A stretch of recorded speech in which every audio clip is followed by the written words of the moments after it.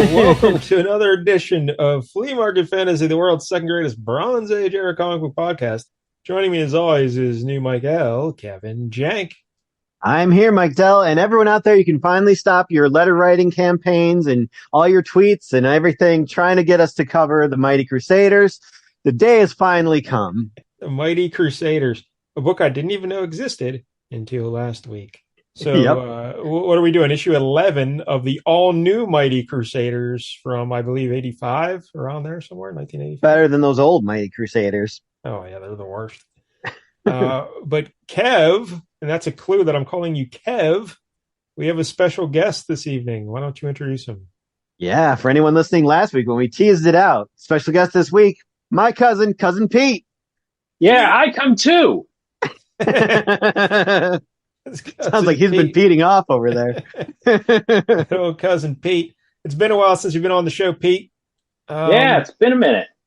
I can't even remember the last time you were on. Can you? Was it the Crow? It was the Crow. That's what I was going to say. Yeah. You don't have to get sad about it. It's fine. It was a good comic. I'm sure that'll be coming up in our awards episode for sure. Now I'm going to have to edit the show too to get rid of my profanity. But yeah, the Crow. That's right. How could I forget that? Yeah, and emblazoned in my memory.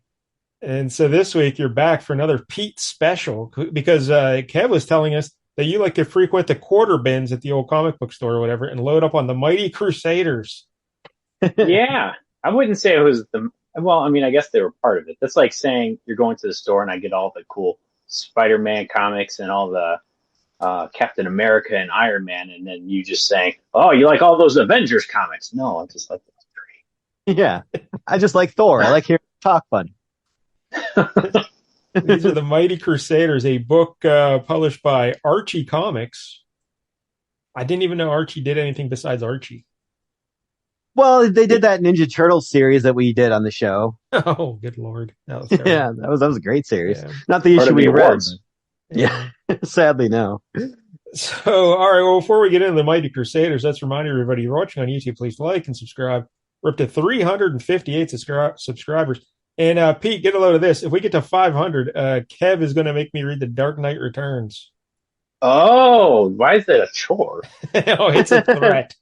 He's been avoiding this his entire life, and it's about damn time he did. But I don't know. We still got a long way to go. Yeah, I'm pretty safe. Very incremental growth here. Yeah. Also, on last week's show, I was mistaken. I said that last week's episode with the Night Nurse was episode 300. I was misinformed. That was only episode 299. Tonight with Cousin Pete is episode 300. Hey. So, I come again. Double-sized anniversary. What an honor for Pete to be here on the 300th episode of Flea Market. It feels good. Yeah. So, all right, let's get into this. The Mighty Crusaders at Archie Comics. And these guys, Kev, when you were telling me about this, you're like, yeah, it seems like all these characters are ripped off from other characters, And, but actually, these were the originals. Yeah. All these characters date back to like 1940. Holy it hell. predates so many. Yeah, like the Shield predates Captain America. That's like the one thing I do remember. Yes, that is very true. I learned that this week as well. Actually, just that hours is shocking. ago, I learned that. Yeah, there's a character in this book called the Shield, and he's just a patriotic superhero, all red, white, and blue and everything. And he's the first patriotic superhero in comics, predates Captain America by a whole year. And in fact, the only reason Captain America has his round shield is because of this shield. Because in issue 1 of the Captain America, Joe Simon and Jack Kirby, he had a shield that was shaped differently, and it looked very much like the torso of this superhero, the shield. It was like, if you take his costume, just the chest piece, that's what Captain America's original shield looked like. And, you think he was using the shield as a shield? It seems that way. And so Archie Comics said, hey, Joe Simon and Jack Kirby, we're going to sue you. And they said, all right, well, what we're going to do is we're going to make that shield into a circle. And, and now he can throw it. That's so much better. Yeah. So, man, it's everything. Ironically, the shield here, he doesn't seem to actually have a shield. No, his body's a shield. Yeah, his body's like invulnerable. And Pete, do you know like why he's called the Shield? No. Big Michael Chiklis fan. And I should write this down.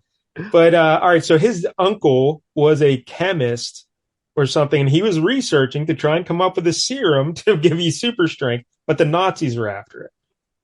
Oh, that sounds familiar. Whoa. I know. Weird. And the Nazis killed his uncle there. So here, this young fella, I forget his name, Joe or something. He continued to do the research, and he found the serum. But the way it works is he applied it to certain parts of his body. Like and each Which ones? Well, SHIELD is actually an acronym for the different version. Like, what's the? It's not the scrotum. S stands for sphincter. I know you're thinking of scrotum. No. It's what's the bone at the bottom of your spine, right above the tailbone? It leads into the coccyx. I can't remember what that bone's called. I don't know. Why did he rub it there? Sacrum. Yes, there it is. Sacrum. Yeah. And then the H is for, what could that possibly be? Hair? Hamstrings. Yeah, there you go. Just hammies. I is for, like, I don't know. And then E is for eyes. L is for lungs. Why is he rubbing this cream into his eyes? What's wrong with this man? And D is for derma. That's definitely dick. I don't know. Well, it made its way to the dick. But he rubbed this stuff onto those areas of the body, then went under like intense X-rays or something, and it turned him into the SHIELD. So this guy's an animal. Why is he rubbing? I have no idea. I was probably like intestines. Cut himself open and was just rubbing it all up in his guts. It's pretty crazy that he without this guy we don't have Captain America. So that's That's true. Wow. But this team of the Crusaders, they first appeared in Flyman issues 31 to 33 before getting, that was in 1940, I believe, before getting their own series. And that series was written by Superman co-creator Jerry Siegel, and it lasted for 7 issues. And then the team was revived in 1983 for Archie's Red Circle Comics line. That's what we're reading here today. That's right. And issue 1 of the series was written and drawn by Rich Buckler, but he had a contract dispute with Archie, so the issue was delayed. But when it finally did come out, it was such a success that the series lasted 13 issues. So. Oh. Yep. Dynamite. Runaway hit. But there's a lot of spin-offs, right? Like, didn't a bunch of these characters get solo books and stuff? In 1992, DC licensed the characters, and they published their own Crusaders book, and that lasted 8 issues. Oh. So that's good. But since then, Archie's continued to put out material with them. Archie's always putting out. Betty or Veronica. He doesn't care. And hey, Kev, Alan Moore was a big fan of the Mighty Crusaders. And in fact, he drew inspiration from them when he created Watchmen and the Minutemen. Oh, that makes a lot of sense. One of those Minutemen looks a lot like how Black Hood ended up looking in the Impact comics later on. Oh, yeah, Black Hood. We should mention the original team members here. Fly, also Flyman, I guess he would be called. Yeah, Fly Girl. Who way before In Living Color. It was Jennifer Lopez. Yeah. Oh, no. And Black Hood, who is an old school hero as well. Oh, well, these are all old school heroes because it's the 1940s. The Comet.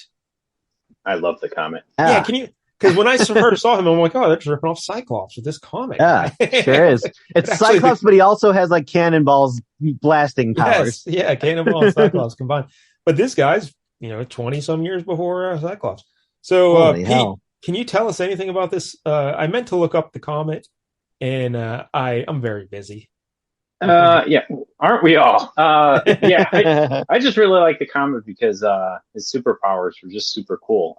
He basically he could fly, but the way he flies, it's like his legs turn into like a beam of, I don't know, power or something like that. And it seems like it's like that even through the Impact Comics stuff. But yeah, he could shoot just beams from his hands, like comet beams from his hands, which is really cool.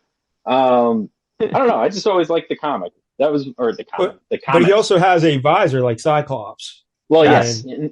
Shoots optic blasts just like Yes. Cyclops that are also red. And he mentioned something about ruby, like ruby glasses. I'm like, wait a minute, this is Cyclops. every comic book creation is just stolen from something earlier. Yeah. So go all the way back. It also These seems are all like the best. this comic guy also has like a spaceship or something they make reference to in this book we're reading here today. So He sure does. Kind of like Apocalypse ship later on in X Factor, I guess. this guy's very redundant. He can fly and have a spaceship. He shoots lasers out of his hands and his eyes. I don't know. He's not willing to carry everybody. He needs to put people in something. I suppose. But his biggest superpower is his indomitable liver. Boy, this guy can pound him away. Just drink all day long. He also really doesn't have any emotional attachment to friends or colleagues because he could have he just incinerated one of their bodies the next panel after they died. Yeah. Yeah, they could come back. These are superhero books. Like, no one ever stays dead for long, but once you vaporize them, they ain't coming back. Oh, wait, I think I got a pulse. Too late. I'm just going to go ahead and... It's like Monty Python. I'm not dead. I'm feeling much better. And then, the final member of the team originally was S.H.I.E.L.D. So you had Fly Girl, Black Hood, Comet, and S.H.I.E.L.D. And this book here, they got a couple other. Much more, yeah. Yeah. Must be some new heroes for the 80s. Oh, hey, one other thing about the S.H.I.E.L.D. when 1940, he also had a sidekick, but his sidekick wasn't Bucky. It was Dusty the Boy Detective. Oh, what a great right up your alley name. Dusty the Boy Detective. Wow. Maybe in the next Monkey Flip book, he could have a rival. It could be Dusty the Boy Detective. That would be pretty good. Yeah, Pete, I wrote a book about a chimp detective. So, I like that. But Pete, is there anything else we should? Both you guys mentioned the Impact comics a little earlier. Is this another incarnation of the Crusaders, like a new? That was the one that I found in the bargain bins. There's the covers of them just really stood out. It was mainly the Black Hood ones. Yep. I think I had all of the ones that they had released, if I remember correctly, and then I had a ton of other ones from I had the Comet, the Shield. I want to say besides Black Hood, almost everybody's something. Yeah. But yeah, I definitely had quite a few. But yeah, the Black Hood was just cool. He had this Spawn look. He doesn't look anything like he does in these comics. No, it's much cooler. Yeah, the Impact comics were I looked it up when we were talking about doing this. It was I think they started at 91 or something, so we couldn't do those on this show because it was past our our deadline date. But yeah, they were cool looking. I remember because there was a comic book store that used to be right at the end of Pete's Street back in the day that we used to always go to, called All American Comics, and that's where he would get all of his Impact comics. You had a comic shop right at the end of your street? Yeah, it was I think 3 blocks down. Oh, that's pretty good. Yeah, about 3.5 blocks. How often were you there? Because I'd be there every day. I didn't discover it until later. I know I accidentally got my sister's bike stolen from there once. Yeah. I went mainly down that street for Pokemon cards at the 7-Eleven. Yeah. It was right next door. So those were good times. Yep. Wow. That's all I remember. I got a few action figures from there back in the day. But yeah, it was mainly just the Impact comics. That was all I got from there. I'm guessing that store is long gone by now. Oh, yes. Oh, yeah. Yeah. I think they still have a location in Evergreen Park, maybe. At least they did a couple years ago. I don't know if it's still open anymore. But do you know what it's called? It was All American Comics. All American Comics. Yeah, I remember the guy always answering the phone that way. All American Comics. Burned in my head for some reason. You must have called him a lot. No, I just would be in there when people would call. I don't know why people were calling so much, but a lonely little Kev was calling every night. What are you wearing? I love you. Were you guys regulars? What did She-Hulk do this week? When you walked in, did they go, "Hey, Kev and Pete"? Probably to Kevin eventually, because I think Kevin, didn't you still go there for a while? Yeah, I definitely kept going even after they moved to Palos Hills. Like we were on like Roberts Road and what is it, maybe 107th at some point. Everyone in Illinois is very excited right now. Yeah. Yeah. Those were good times. All right. Good times. Good times. So yeah, the Mighty Crusaders, that's all I got. So that's all you need. Yeah. It says it all. There's also quite the villain in this issue as well. Yeah. A whole team of them. The Brain Emperor. So many. Well, there's a Riot Squad, but it's not Ruby Riot, Liv Morgan, and Sarah Logan. Oh, Liv Morgan in here. Yeah, just dudes. So, all right, let's look at this book. Kev, why don't you describe the cover for us? Okay, it's not the most attractive cover, I would say, but it's okay. It says Archie Adventure Series up there in the top left corner, 75 cents or $1 in Canada. Screw you, Canada. That's what this book says. Then it says Archie Adventure Series again across the top because they didn't have that box right there next to it to tell you that. And then it says the all new Mighty Crusaders. And all new is just kind of regular tiny font. And then Mighty Crusaders is just kind of like blue and with like a black shadow. It's not too fancy. They didn't put a lot of effort into that logo. But that's kind of printed over this brain, this exposed domed brain of our supervillain here, who is kind of super large in the background, and he's shaking his fist. He's about to pee off, and like he's looking down at all of the other Mighty Crusaders there, and he's got them all in his grasp, his mental grasp, I guess. And they're all kind of like flopping around, like, oh, gravity's gone or something. I don't know. They're all it's very windy or stinky. Yeah. And it says a new beginning for the world's mightiest heroes. Who shall die from the wrath of the Brain Emperor? Brain Emperor. And you mentioned how he's got a giant brain there underneath the title, but really, if you don't know it's a brain, it kind of looks like a lemon meringue pie. Yeah. They're almost like one of those popcorn cookers, where they're all just popping away in there. Yeah, this cover, I believe, is by Dick Ayers. And so, yeah, it's something. Talked about him before, yeah. A lot of heroes on that cover. Yeah, very large team. Yeah, we mentioned the originals. I'm trying to think of this comic. The Jaguar, he's that guy in the red with the leopard print boots and belt. Yep. And then the black. Web. Oh, yeah, the Web. That's a terrible costume. Is that like the worst superhero costume ever? That's pretty brutal. Yeah. Yeah. Yeah, because it's like green, and half of his chest is green, the other half is yellow, and then that yellow is a green glove, and the green side has a yellow glove. Yeah, it's perfectly symmetrical, but the colors are opposite on each half of his body. And then he's got these big, thick webs underneath his arms. And that beautiful collar. Yes. But he's green and yellow like a Sprite can, and so are the Fly and Fly Girl as well. Yeah, it's very confusing. A lot of green and yellow. And if you're a bug person, you have to wear green and yellow, apparently. And the fella in the yellow, he's the fella who ends up dying in this issue. Sorry, spoiler alert. Is that his name's just Dr. Reeves? Is that all it was? I don't know. The problem is there were so many names in this. I was starting to get mixed up. So yeah. I don't know. But I guess we're all going to find out together. Then there's like a bootleg Black Panther. No, it's the Fox. How dare you? Oh. Yeah. Oh, sorry. It's just the Black Panther, but with a little yellow thing on his chest, like a little logo on his chest.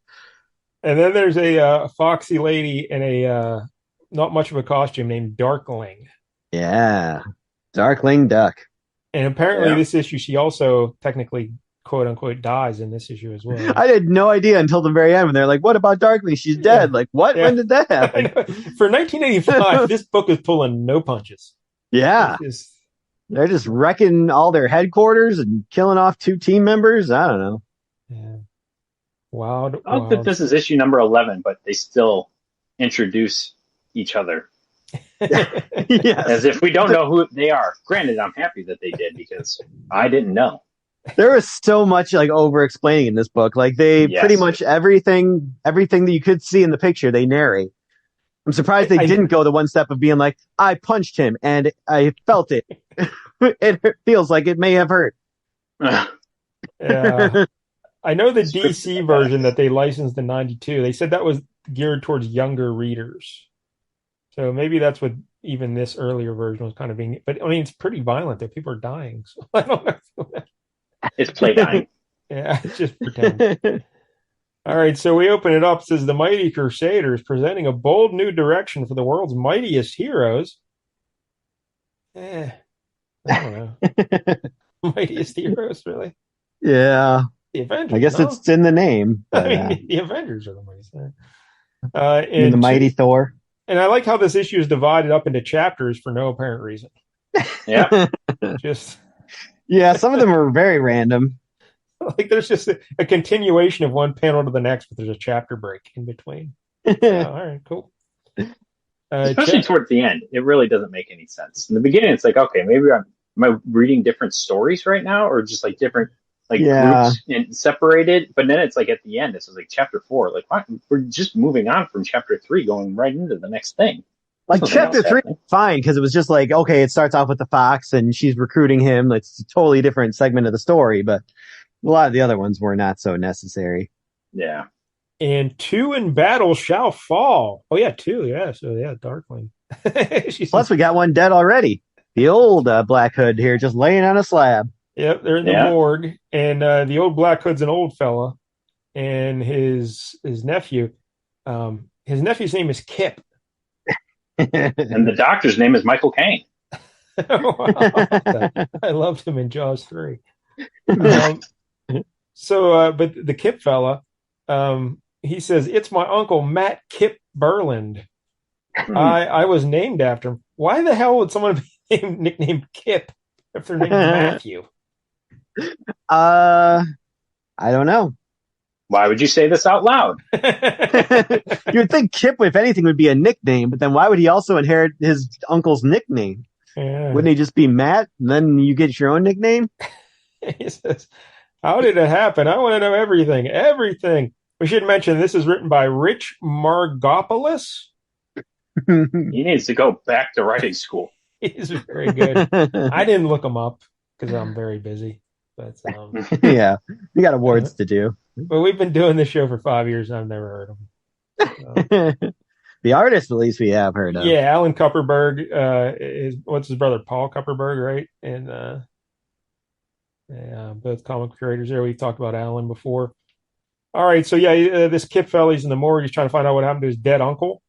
And the coroner fella, is this the coroner? Or Michael Caine. Yeah, Michael Caine / Rodney Dangerfield. Those were the vibes that got from him. He's trying to fill him in on what happened. And he said, I don't know, we just found him dead, but he had this giant rubber eraser on his chest. It's a giant eraser the size of a tangerine. It's a calling card. Yeah, the only clue we have is this: a rubber eraser left on the chest of the deceased. That's what made me pick this issue, honestly. I saw that panel, just this guy holding an eraser and being like, this is the key to the whole mystery. I was like, yep, this is the one. This is going to be stupid. And then Kip thinks to himself, an eraser? That's the trademark of a super-powered hitman, the eraser. He'll pay through the nose when I finally nail him. Lord, how he'll pay. This is my favorite part. Because the uncle, the dead guy, he's wearing the old Black Hood costume. It's a classic superhero outfit, yellow and blue gloves, blue boots, blue underpants, and like a blue Black Hood, I guess. Yeah, I guess it is black, not blue, but whatever, it looks blue. And he says, his uniform, can I have it? And Michael Caine says, the Hood costume, you mean? I see no reason why not. The forensic boys have already drawn a blank with it. So they just stripped this dead guy of his clothes. Yep. During stormy weather. And they apparently can't realize, hey, maybe this guy is the Black Hood, or at least was, because they're like, I don't know. They can't figure out why this guy would possibly be wearing a Black Hood costume. That looks just like the one the Black Hood used to wear. So then the next panel down, soon outside, as an angry storm builds in unbridled intensity. And we see Kip hang there holding the costume up. And he's like, Uncle Matt was the Black Hood decades ago. He trained me to carry on in his place, and that's exactly what I'll do. The Hood isn't a man who can be killed. It's an idea, a tradition that'll live forever. And then he's getting struck by lightning, it looks like, in the background, so he's probably dead. That's how he gets his sweet Black Hood powers. Yeah, He gets struck by lightning in his sacrum. Sacrum or whatever the fuck it's called. It's the mark of a hero. No, that's third-degree burns. And yeah, that's quite the storm though. That brewed out of nowhere, and them lightning bolts. Holy hell! But Yeah. all right. So I guess I think the Black Hood at this point had just been wearing like a ski mask and like a leather jacket. So he's kind of going to take his uncle's costume and kind of be the old Black Hood. Yeah, like later he has a whole discussion about the costume and when he'll wear Yes. it, and when he won't. Oh my god, that was so ridiculous. All right, Kev, why don't you show us or take us through the Riot Squad? And again, no Liv Morgan here. Just no, sadly. So yeah, we're at the abandoned Hudson waterfront warehouse. Of course, that's where you have got to have your villain warehouse on the waterfront. And there's three guys. One called the Sting, who looks a lot like a Masters of the Universe character, pretty much. Yes, he does. Yeah. Kind of got some Skeletor face with like the buzz off wings going on. Yep. And then we got the Eraser, who kind of just a pudgy little fat guy. Yes. He apparently can erase anything except carbs. Yeah, what are his powers exactly? Because people are like shooting bullets at him, and he just erases them. They just basically he can just erase whatever he wants from existence, which seems pretty OP. Not gonna lie. But his costume's pretty awful because he didn't erase the old Black Hood. He just left his trading mark or trademark. He did that on purpose because that was part of the plan. In fairness, but the Eraser, that his costume's weird. It's like it's all green, but he's got like yellow bands across his chest, and it looks like he's got a rose on his chest. I don't know what that is. Yeah, it's kind of weird. It's like a mini Juggernaut combined with Puck from Alpha Flight. And did you introduce the third guy yet? No, the third guy is totally not the Vulture, but he's the Buzzard, Yes. who also just happens to be another bald old guy who flies around with wings. Yes. What the hell? I'm guessing probably predates him. Yeah, I'm guessing he does because maybe Stan Lee just ripping off everything. His costume's weird too. It's like yellow and blue and red. And it's nuts. Yeah. I guess he does at least have a mask at some point, like a helmet. Yeah, he puts on like a bird hat. Yeah. So they're just sitting around, kibitzing, and they're like, yeah, good thing, Racer took out the Black Hood there. And he's like, here's where we find out their secret plan is that they want to find out where the Mighty Crusaders mountain fortress is. So they're like, well, I'm sure that, they're going to take the Black Hood's costume back to their secret mountain warehouse or, headquarters.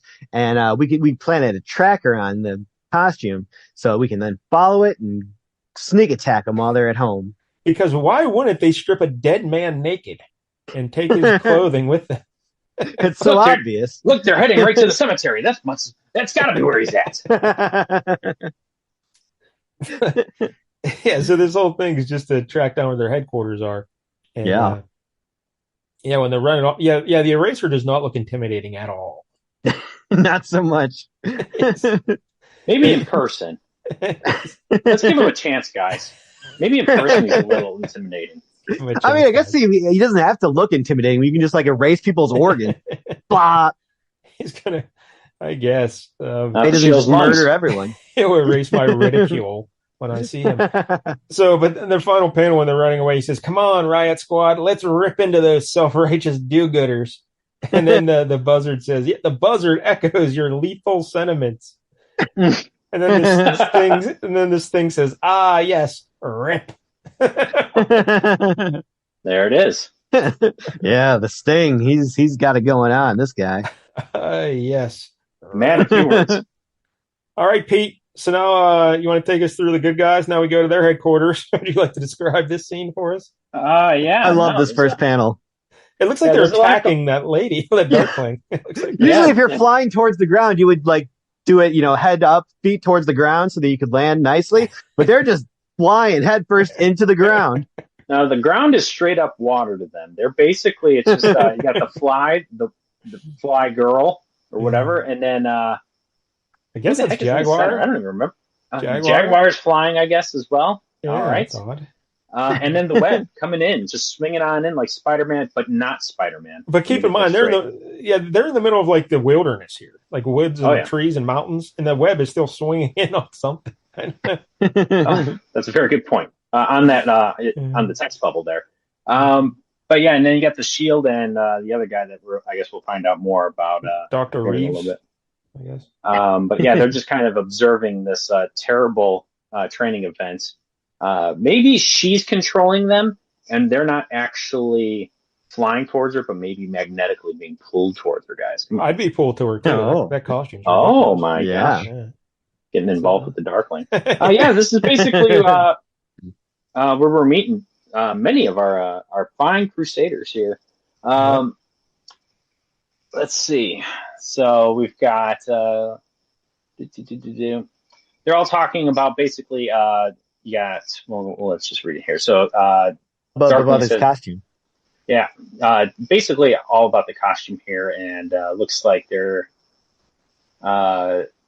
seeing that they got the fancy new getup. Oh yeah, how do we know it's him? Anyone can slip into a pistol packing zoot suit, because they're obviously seeing that there's this new Black Hood that's appearing right here in the headquarters now as well. So where he says, take your seats, Crusaders. We've got some serious business to discuss. How about that meeting table, Pete? Just a giant C in the middle of it. That's all you need. It's a big red C. Beautiful blue table, but big red C. But yeah, the Black Hood's trying to bring everybody into this fun little meeting here. I love this dialogue, though, where he's just like, these threads are too bulky under my street clothes, so they're for official missions only. From time to time, when the situation warrants, I move fast. I'll still resort to my standard black ski mask and jacket. Thanks for that update. They're already Black setting Hood. up why he's going to wear his other costume in his solo book or whatever, I guess. The dialogue in this is it's rough. Yeah, it's just rough. A lot of the way through, but it's also beautiful, you know. Basically, yeah, he wants to kill the him. eraser. You know, he's like, I got to get that eraser guy. Yeah, we're going to erase the eraser. Dude, look at this web guy's costume. What the hell? Yeah, it's if we go on brutal. to that next page, obviously we're looking at a very angry Black Hood, but a very, I want to say, jovial Web. Just look at him. He looks like a jester. I don't know what's the deal. Look at how his gloves and boots are even cut. They're like cut weird, like webby at the top. Yeah, just odd. It's like I feel like he get caught on everything. It's like Speedball meets like the early versions of Nightwing's costume with the big flared out collar and shit. Oh, yeah. He's got a web like for his belt buckle as well. Man, yeah. This guy. He went all in. Yeah. So he's arguing with Black Hood. They're just going back and forth because Black Hood says he wants to kill that guy. And Webb's like, we can't kill him, you know? Yeah, we're not judge, jury, and executioner, that old stuff. The Punisher Daredevil dialogue. Man, these Crusaders influenced everybody. But yeah, he basically just wants to end him, and the shield then kind of bangs on the table and is like, no, nay, no more of that. But before don't make me rub more secret creams into my eyes. On my sacrum. But before they can continue their little battle there, the Riot Squad show up, and they just appear in a wall. I don't know what's happening there. They teleport in somehow. Oh, you erased the wall. There you go. Yeah. Makes you sense. See that clap? His massive clap? Oh, yeah. He's got the clap, and he's giving it to you. So they make a hole in the wall, and they just come in, even though they're greatly outnumbered, the Riot Squad. They're not scared. It's like 8-3. Like, this should be an easy fight, but the not so mighty Crusaders. Yeah, you know why? Because of the eraser that you guys made fun of. Yeah.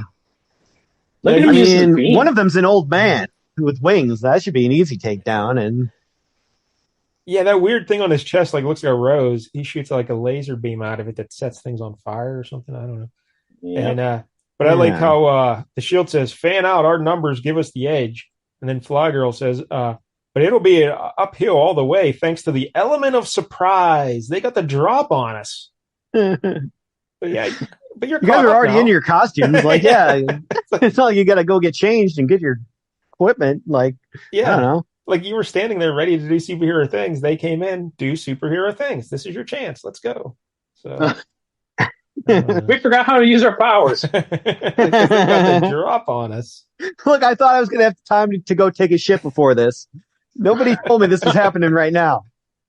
Yes. You know I can't shield without making a Duke. And the Black Hood's just got like two guns that look like hair dryers, and he's just shooting bullets at the eraser, and he's just erasing them before they even get there. Oh yeah, This guy, he's got it going on. it's that clap. And You see him make that motion once again. And the Sting punches. He's kind of just like doing some kind of hula dance or something. I don't know. He's got his hands up. He's kind of wiggling around. It's like the Enchantress in that Suicide Squad movie. Just dancing his way to victory. And the Sting punches the Fly, but the Web's got web balls. Yeah. He says, Dr. Reeves to sign these patented sweaty balls for me. and now that the Fly's been knocked clear, I can put one to the acid test. And he, sure enough, he hits him with a web ball and snares him in a web, like a net. But it really doesn't do anything. Basically, it's just a net. He said it's made of deep sea fishing tackle. Yeah. So the it's Sting like, guy's not impressed. He just rips right out of it, you know. And, Good job, Webb. Yeah. Hey, Dr. Way to Reeves, use your power. your web balls need to be stronger, buddy. Give your web balls a tug. So now now we get a chapter break. All right, so this is what we were talking about earlier. So we see unnecessary. At the last panel of page 8, we see what's his face Sting ripping out of the net, and the Shield is running towards him, trying to get his hands on him. Yeah. Turns out, chapter 2, he's got his hands on. Yeah. Why do we need a chapter break there? Makes no sense. But yeah, the Shield just punches that Sting guy and sends him flying into the eraser. Dude, just some sit-ups, dude. Look at the Web right behind him. Like, why couldn't I do that? I gotta use my dad's fishing gear. And Black Hood is then we see the Fly up there. He's fighting Buzzard, and but Buzzard dodges out of the way, so the Fly shoots Jaguar. What a dumbass. If your name's Jaguar, why can you fly?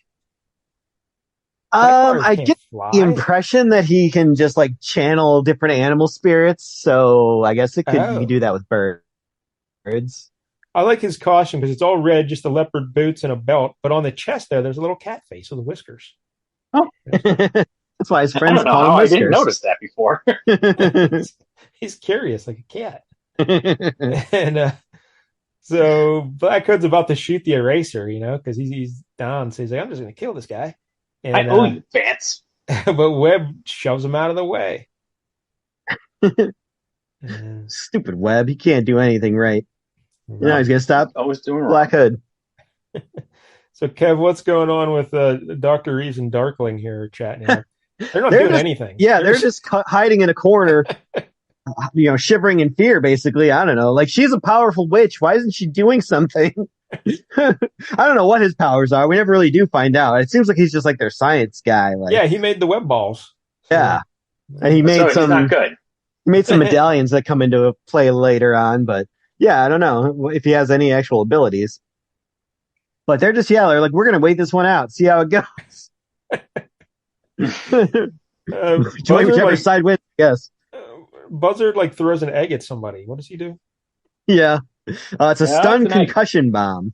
Oh, and it blinds the Black Hood and what's his name? Spider Boy? Webb? Webb. He has a name.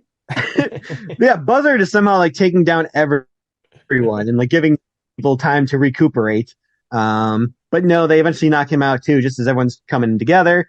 And here's where the Brain Emperor shows up. And but how do they take out the Buzzard? Fly and Fly Girl like sandwich him. Just shoulder check them together. Two shoulder checks. Smash them, bang. Yeah. He falls out of the sky. But yeah, then the Brain Emperor. So describe the Brain Emperor for us, Kev. I was hoping he was going to be more like the Lobe from Freakazoid, but yeah. Yeah. He's just like he's a guy with like kind of a pretty wide face, I guess, And he's got like a dome over his brain, his exposed brain. And it's kind of larger than normal skull. And then he kind of wears like a weird purple scaled shirt with like a big red cape and Aquaman.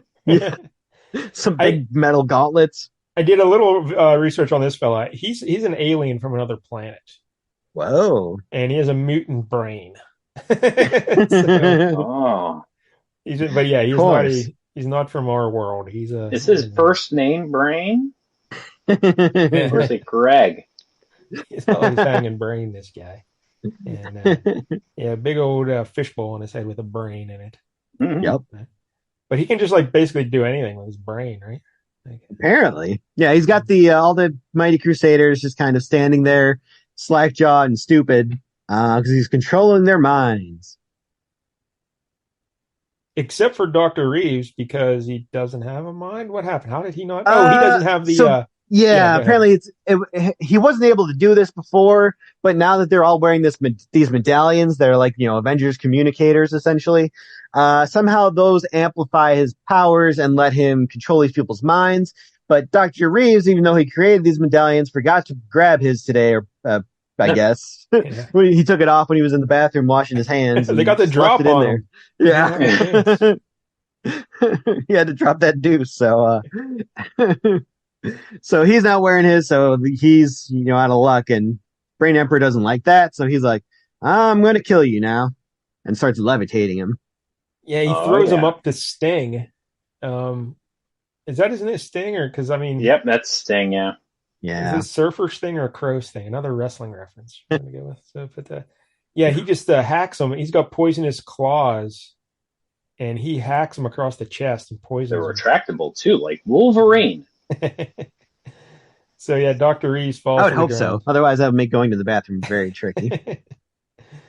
And so there's Brain Emperor. What's his plan here exactly? Oh, Darkling also left. She just bailed on everybody. Just missing. Just straight up missing. So what's Dr. Brain or the Brain Emperor? What's his plan here? Basically world conquest. Yeah. He's going to use them as henchmen in his quest for global domination. But wait a minute. Well, back in the day, that was a new concept. But Darkling, when Buzzard says Darkling is missing from the group, Brain Emperor says no matter, she's the weakest of the lot. Is she really? Because I would say so. Both her and the other guy just stood back and watched everybody else. But it seems like she can teleport and go different places and do magic. Like, is she just a wuss? Is that what this all comes down to? Like, she's powerful, but I got it. Like, the web's a pretty low bar, is all I'm saying. Yeah. Yeah, that's true. You got 2 fly people on your team. What the hell? You need 2 of them? Like, just as an outside observer from looking at this team, I would say Darkling's probably the strongest. I don't know. So anyway, and then we get an ad for some Archie Comics. 5 = 6. Ooh, yes, that's correct. That's good math. Subscribe to Archie's special digest offer. You'll receive the next 6 issues for the price of 5. You'll get 1 issue for free. Holy hell! Save $1 with each subscription. What a deal! We're gonna turn this in. Still time. So now chapter 3, reinforcements, and the fox. Yeah, that sexy fox just blasts through the ceiling. Again, just Black Panther with a yellow fox logo on his chest. Yep, or sometimes like on the next page. Well, true as well, but look at them foxy ears. That's how you know this one's different than Black Panther. That's right. You can hear from miles away. So we see him falling through a skylight, and he's beating up some mobsters. In the most classic setting ever, besides a warehouse, at a poker table. Yep. Or just counting money. And Darkling just appears, because again, she's very powerful. And I did like Black Panther's dialogue here. Thanks to my crepe-soled boots, you 2 racketeers couldn't hear me sneaking across the roof as you counted out your protection money. And thanks to my steel-toed boots, you won't have time to worry about it. Thank you for narrating all about your shoes. That's what I came to this book for. He's into feet, all right? Aren't we all? And when Darkling shows up, she says, Paul Patton, I have need of you. And he says, "How do you know my name?" Wait a sec. Now I recognize you. You're the Crusader dubbed Darkling, right? Well, just to set the record straight, I prefer working on my own. But if your fellow crime fighter sent you recruiting reinforcements, he must be in whopping big trouble. So that's all the convincing I need. Let's go. He just had a conversation with himself. Full-blown conversation, and he didn't even bring up himself into it. Yeah, she didn't even say why she was there. She'd be like collecting for like the police fund or something. You know, like, yeah, we're on a raffle. Yeah. She was just there for the poker game. I don't know. He just knows she needs reinforcements. He's using his fox senses. So poofed, they disappear. And next thing you know, they're at Max's Bar and Grill, where the Comet, decked out in his superhero outfit, is boozing it up at the bar. I do love that the Comet's like outfit has an arrow on it, just pointing up towards his head. From his crotch. Yeah. It's all a dark blue outfit, kind of like Cyclops, except he's got yellow stars and moons over this torso. He's like Lucky Charms going on in this thing. And his legs are red with that arrow. Oh, the arrow's also on his back as well. Yeah. Back. Oh, yeah. From his butt. He wants everyone to look at his face. That's his moneymaker. So this drunk at the bar is like giving him the business. You know, he's like, "Hey, look how you dress like a loser or whatever." He's like, "What are you doing?" And the Comet just disintegrates a whole table. Yeah. So that'll show him. You know. There goes that tip money. And Darkling and the Fox show up, and she says, "There he is, the founder of the Crusaders. This guy was the founder of the Crusaders." Holy hell! As all good founders do, you got to realize when it's time to just walk away and drink. Now he's a filthy drunk. Go out on top. Yep. I did my part. Now it's time to take in the spoils. Oh, and his name's John Dickering. I love John Dickering. I thought that was a verb. Sorry, guys.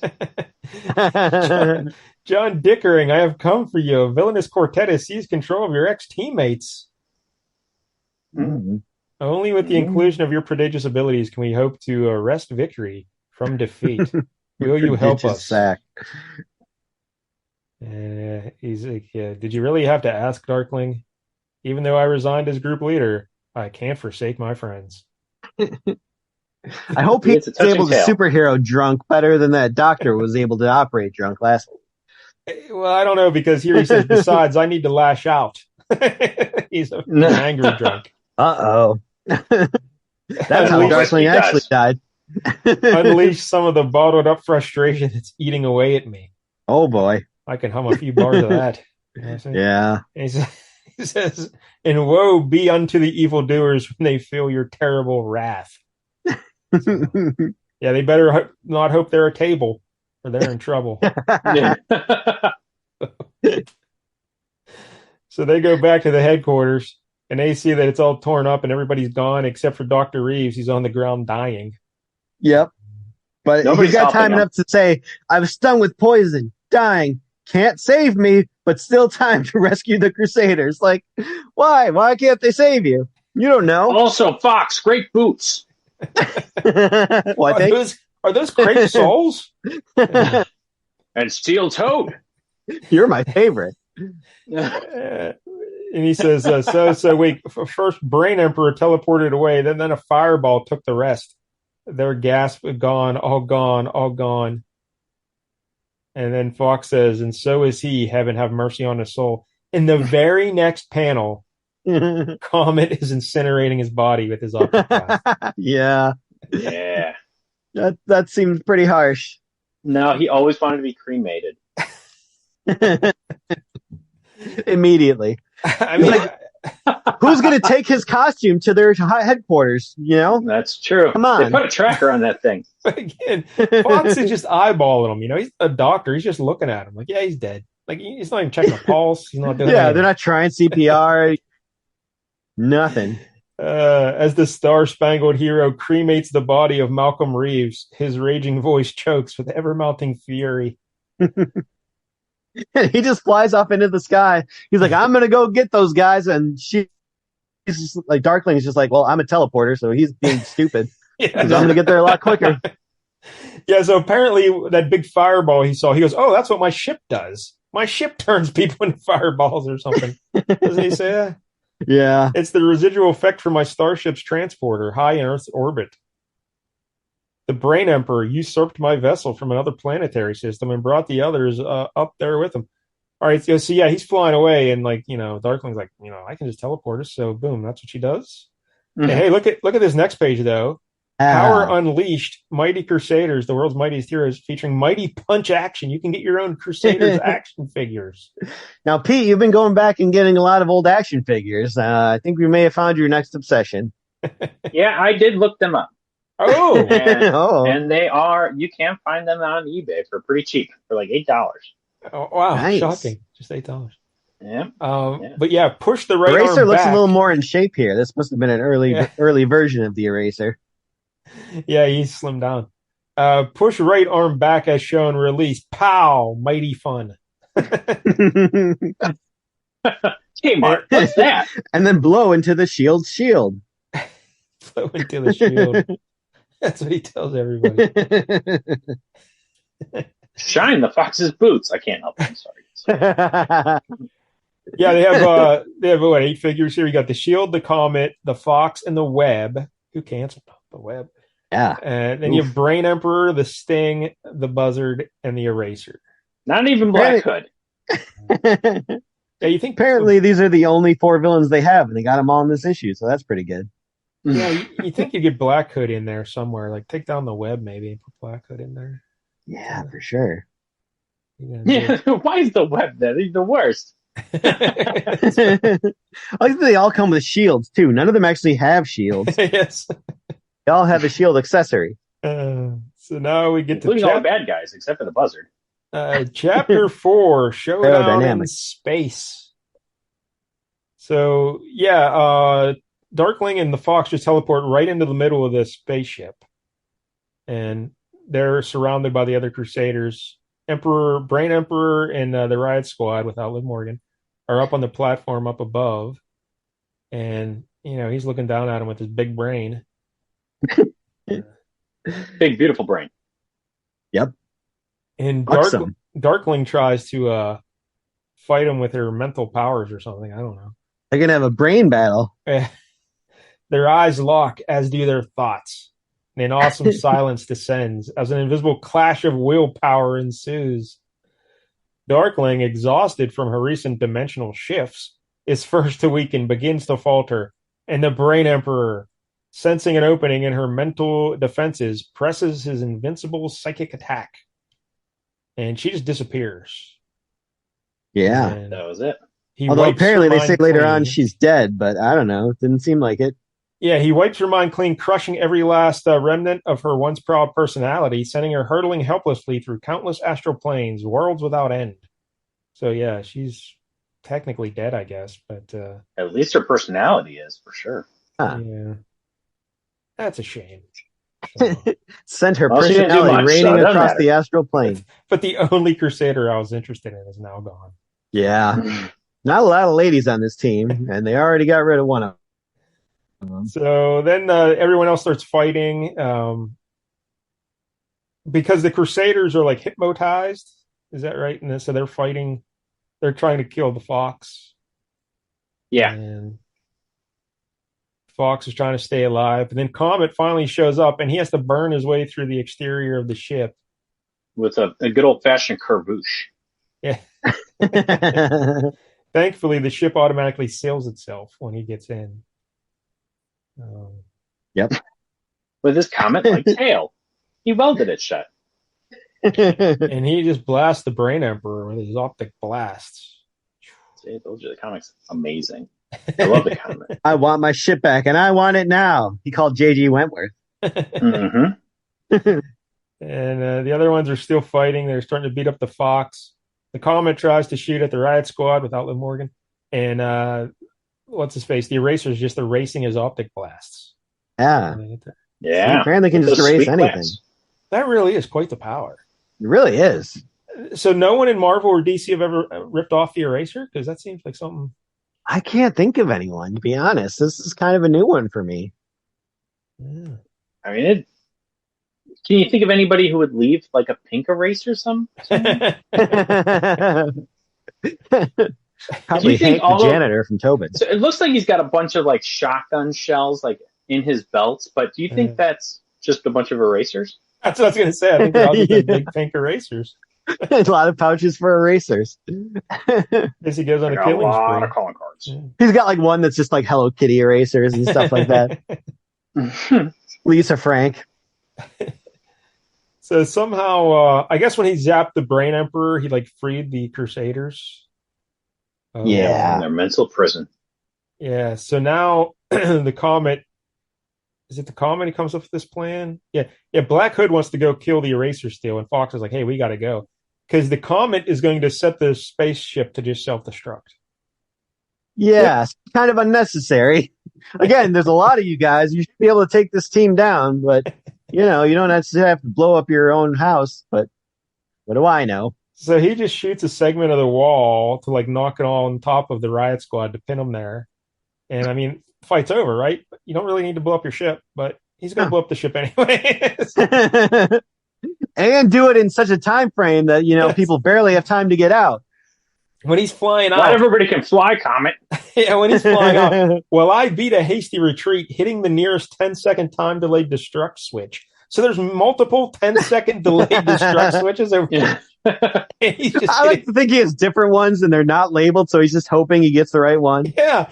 I mean, that's kind of, pushing it. Maybe a 10-minute, but 10-second, you could kill yourself by accident so many times.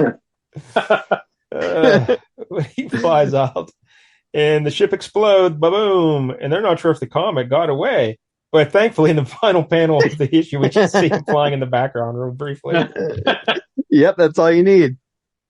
Yeah. But E.T. past the moon. But the Crusaders are regrouping here, and they're trying to. And the Comet says, "Oh, I took a little hard radiation, Fly Girl, but aside from a little superficial singeing, I'm alive and well." I'm dying of cancer, but that's fine. And then Black Hood says, "The Brain Emperor is still large, but at least that stinking crud the Eraser bought it." Yeah, they just killed the Riot Squad. Yeah. I'm sure they'll be back. I have a feeling. Or at least they would have if this thing had gone on more than 2 more issues. And then, hey, look, the Jaguar can talk. He says, "Not to mention, I fear Dr. Reeves and Darkling, 2 more comrades fallen in battle." And finally, the Web says, "And don't forget about our smashed headquarters. It's unsalvageable." Yes, Web, this headquarters, whatever. We got people who are dead. We had that cool C table. 2 of our best friends just died. But hey, we lost their headquarters too. Let's not forget about that. And that's how the book ends. Like that Web, that's the last line. That's how it ends. Next, should have left you there, Web. That's not exactly a great way to end an issue on that line. No, they crammed a lot of ending into that one panel. Yeah. I just love how the Comet's just flying in the background. Because they're wondering if he got out in time. He's like, "Yeah, here I am. I'm still here." I'm good. So there it is. That's the all-new Mighty Crusaders issue 11. Shockingly, it only lasted 2 more issues. With writing this good, I find that hard to believe. And I just hard to believe that I just jumped ahead to issue 13 to see the cover just features them fighting a giant block of stone or something. I don't know. That's interesting. Oh my god. All right. So what do you think of this, Pete? Well, let me look at this block. Oh god, yeah, it's got eyes. Yes, it's a block of stone with eyes. Wow. Oh yeah, yeah. Somebody just threw a brick. Basically, that's it. I was just asking what you thought of issue 11, not necessarily 13. Oh yeah, I know. I was just okay. You had me at brick. But yeah, it wasn't great.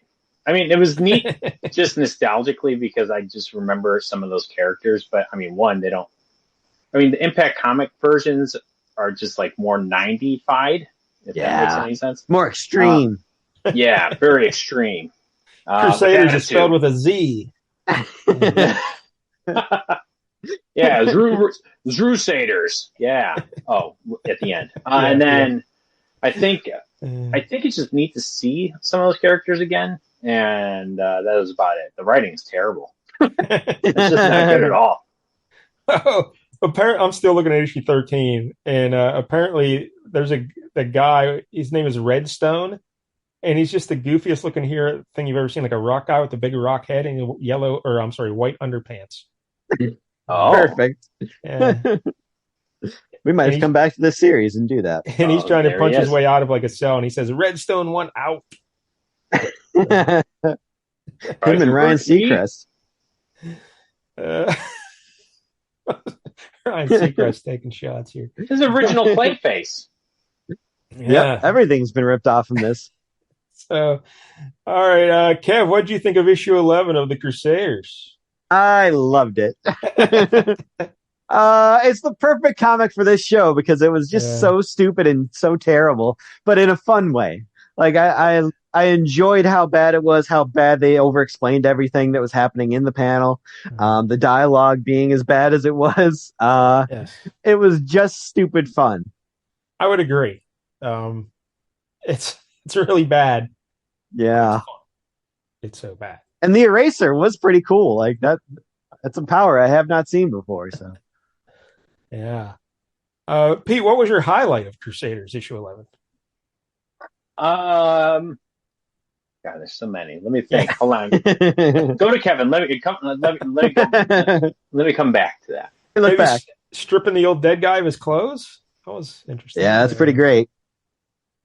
The Fox's description of his boots. First page. I don't like, my eyes actually hurt after just reading that first page. I was like, wow, they're really, because I was rolling my eyes so hard. I was like, oh my God, this is happening. Like literally he's just talking about all of this stuff. It's so weird. So I got weird 23 more of these pages. Damn it. I had to like scroll down after that. I'm like, how far does this go? I really like the Hood describing why he's going to wear costumes on certain times. And that was amazing. Yep.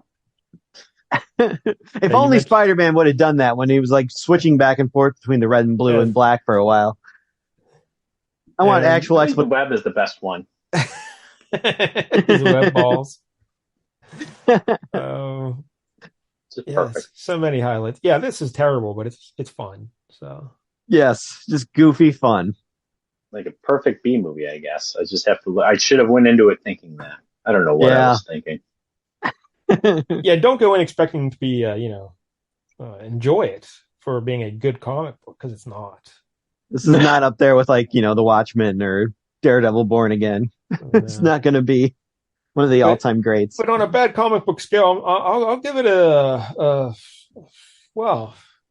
give it a 6, right? On a bad comic book scale.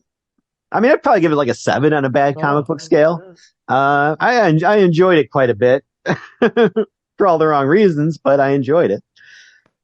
I'd probably say a 6. Yeah, Mighty Crusaders. Now, keep in mind, on an actual good comic book scale, like a 2, but on a bad comic book scale, 6. So there you go. I'm sure everyone's going to rush out there and read the Mighty Crusaders. Yeah, find out about the heroes all of your favorite heroes were ripped off from. Yep. Yeah, including the Sheep Fox. Boy, oh boy, I'm excited for this. Yeah. All right. You thought the fox wasn't sexy enough with his cool boots. All right. So next week here on the big show, kind of tying into the Shield and Captain America ripping them off and everything. We're gonna go back to Captain America. Yeah, we're gonna go to Captain America. But hey, Pete, I saw the Thunderbolts. Have you seen the Thunderbolts? No, because I can't do it anymore. I just can't. It's actually good. It's good. Everybody has been saying that. Like, no, this is a return. I'm like, yeah, no, I get you. But, like, it's a legit. I would recommend it. Things can't be returned, like a toothbrush. I want to pay tribute to the Thunderbolts for finally being in a good Marvel movie. So next week we're going to be doing Captain America issue 335, 1987. This is John Walker's first adventure as Captain America. Oh. Like he became Captain America in, I think, 334. Yep. So this is when we see him out in the field for the first time. What number was that you said? 335. 335. Okay. All right. Yeah, I like the U.S. agent. He's cool. Yeah, this is when he's Captain America, though. So. Yeah. Get it right, Kevin. Was Cap wearing the black costume at this point? No, he's Captain America in his Captain America outfit. But Steve Rogers, he kind of what does he do exactly? He does start wearing like a black outfit, yes. he originally wore the black costume, and then when he became Captain America again, they gave it to John Walker. Yeah, John Walker became U.S. Agent in 354. Yeah, I almost picked that one, but he doesn't really do much in that issue. Like he's on the cover, but he just fights a guy, and then that's it. But he doesn't even talk really. So, all right, 335. John excited Walker, to learn. Thunderbolt. All right, John Walker, one of the biggest like assholes in comics. I feel like. Yeah, wait till you see what he does in this book. Boy. He makes an interesting choice. Oh, We'll talk about that. So, all right, Pete. Well, thank you, buddy. We appreciate it, helping us make history with our 300th episode. Well, I'm glad I can be included. Thank you. I appreciate it. Thank you, Pete, for introducing us to the Mighty Crusaders. The least I could do. All right. So until next week, again, if you're watching on YouTube, please like and subscribe, and don't get any jank on you.